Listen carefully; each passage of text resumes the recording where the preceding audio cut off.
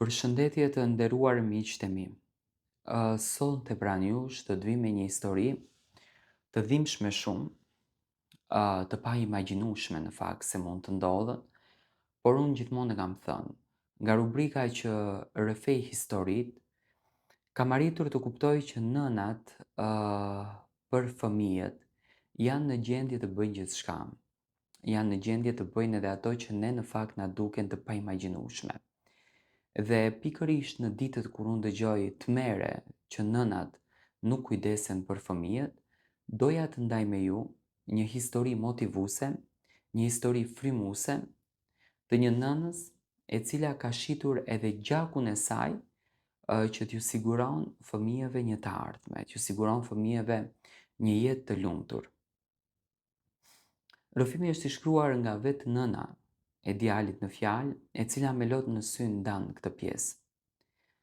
Nuk kam dashur kur që të flas, sepse kur flet, dhimbja zgjohet.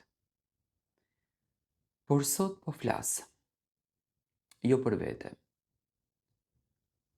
por po flas për djalin tim dhe për gjakun tim që e shita që djali im të jetonte. Do të thënë nëna e zonja në fjalë ka shitur gjakun e saj për t'i siguruar bukë fëmijës. Jam një nënë e zakonshme, as e fortë, por as edhe heroin. Një grua që jeta e rrëzoi për tokë dhe e detyroi të zgjedh mes turpit edhe mbijetesës. Edhe unë në fakt zgjodha mbijetesën të fëmijës tim. Kur mbeta shtatzën, më premtuan dashuri. Kur linda, mbeta vetëm.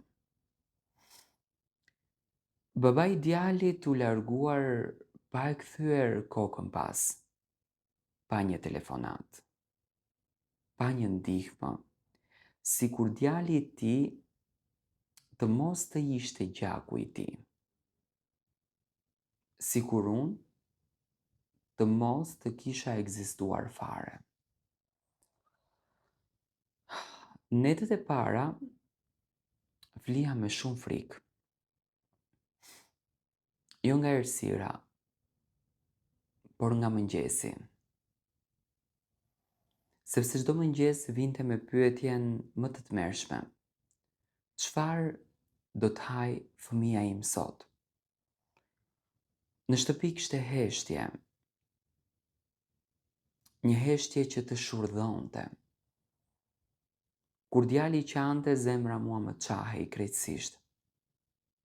Kur nuk qante, më qahej edhe më shumë shpirti.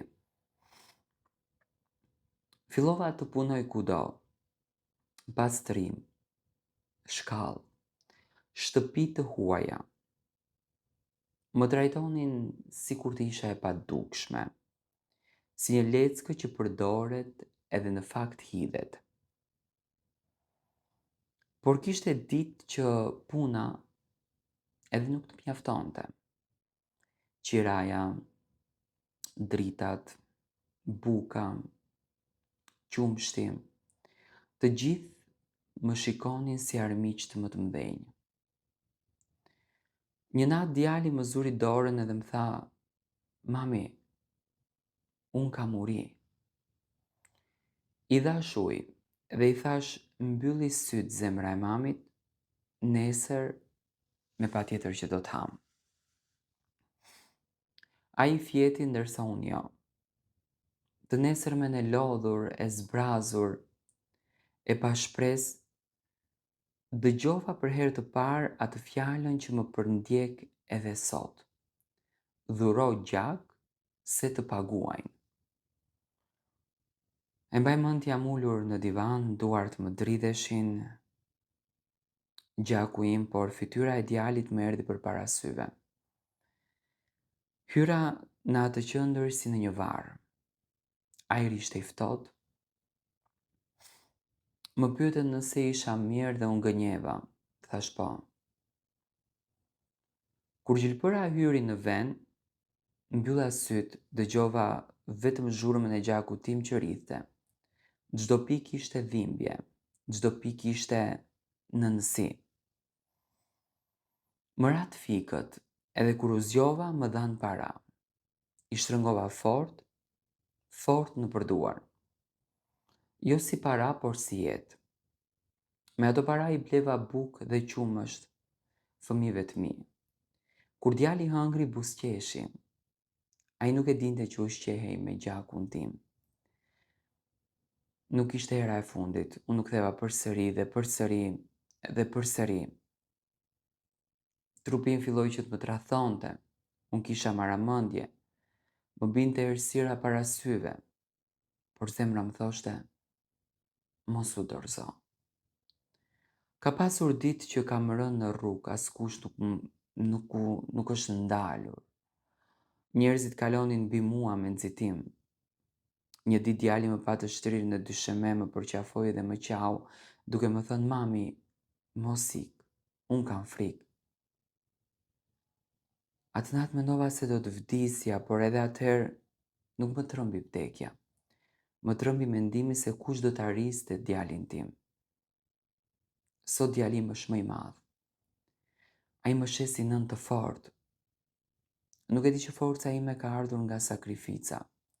Nuk e di që çdo lodhje ka një histori gjaku pas saj. Unë nuk jam krenare për atë që kam bërë, por nuk turprohem, sepse e bëra për jetën e tij. Ato që e dëgjojnë këtë historinë, do t'u isha lutur që mos të më gjykonin. Sepse vetëm një nënë e di se çfarë është të zgjedhësh mes vetes edhe fëmijës.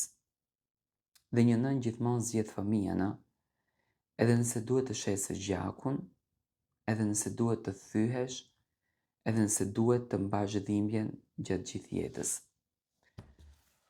Në fakt, këto janë fjalët dhe kjo është letra e një nëne. Nëse ne dëgjojmë të mere të ndryshme në për televizione, për nënat shqiptare që braktisin fëmijët, unë me qëllim e ndava këtë histori me ju dhe do kisha dashur ta shpërndani sa më shumë te miqtë tuaj, sepse nëna shqiptare nuk është ajo. Nëna shqiptare është kjo, që sakrifikon, që e lër veten në anashkretësisht për fëmijën dhe që mundohet në fakt që fëmijës t'i bëj një rol të veçantë dhe t'i lër një rol të veçantë në jetë. Do me thënë, nëna sakrifikon gjithçka vetëm e vetëm që fëmija në këtë univers të jep çdo gjë, të ketë çdo gjë. Andaj dashuroni nënat, përqafoni nënat, jetoni me nënat.